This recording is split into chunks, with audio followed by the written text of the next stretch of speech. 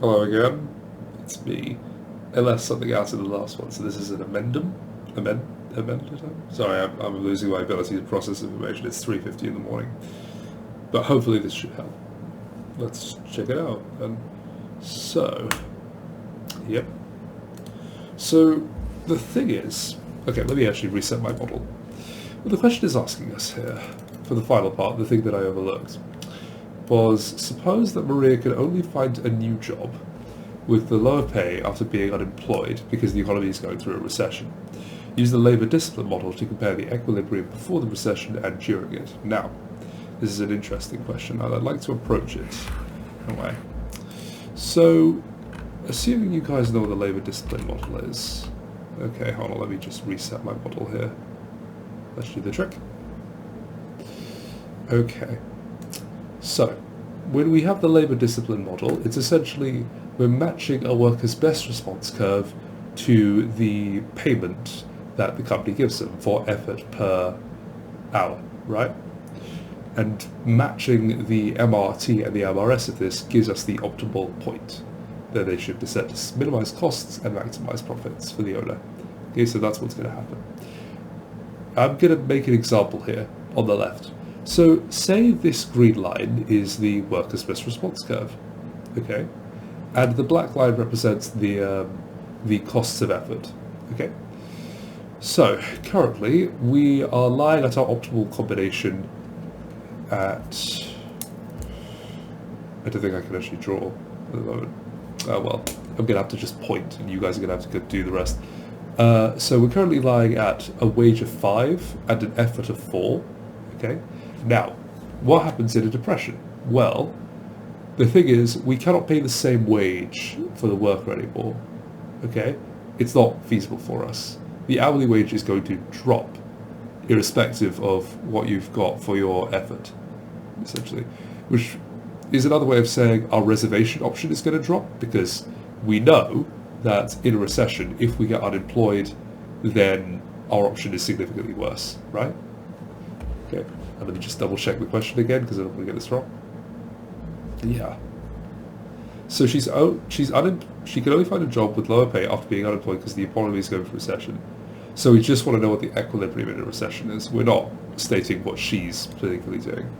So what happens if I shift this green curve to the left? I'm going to do that just by adjusting the value of x here. So I've shifted it to the left. Okay. What's actually happened? Actually, no, I've done it wrong, haven't I? Damn it.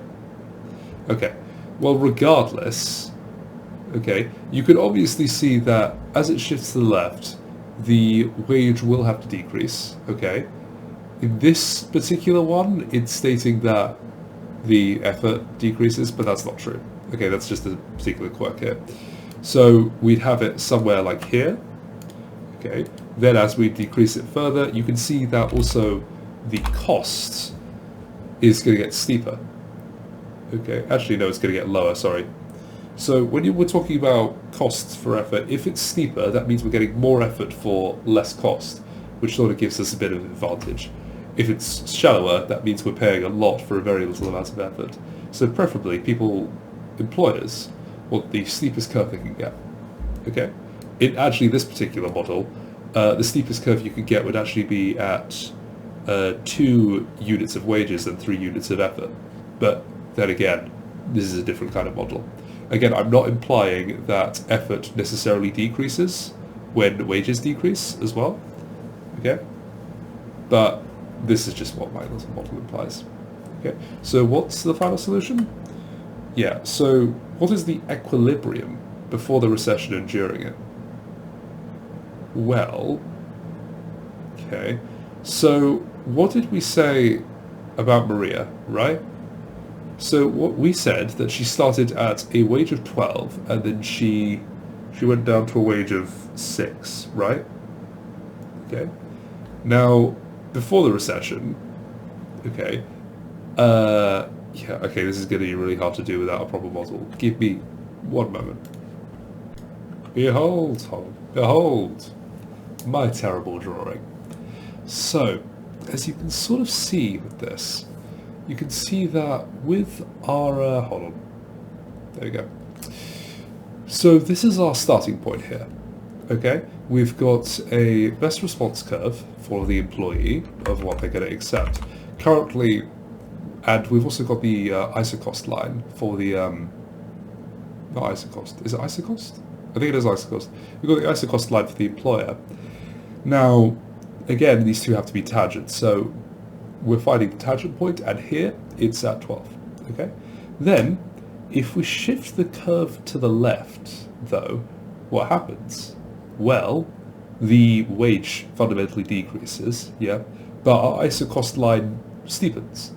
Essentially what happens is now employers are getting more bang for their buck. They're getting more effort for a lesser wage, okay? Because they can employ people at a cheaper rate because of the depression, right? So what's happening is that effort is staying roughly constant, okay?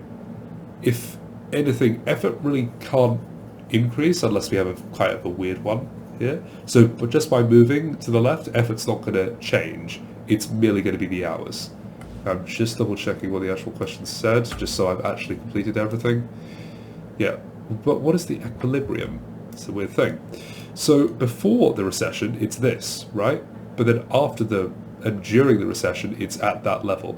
After the recession, it might bounce back. Who knows? But that's essentially it. Those are the two equilibriums. Okay, I think I've done it now. I'm going to stop because I'm tired. But hope that helps. Alright, see you guys later.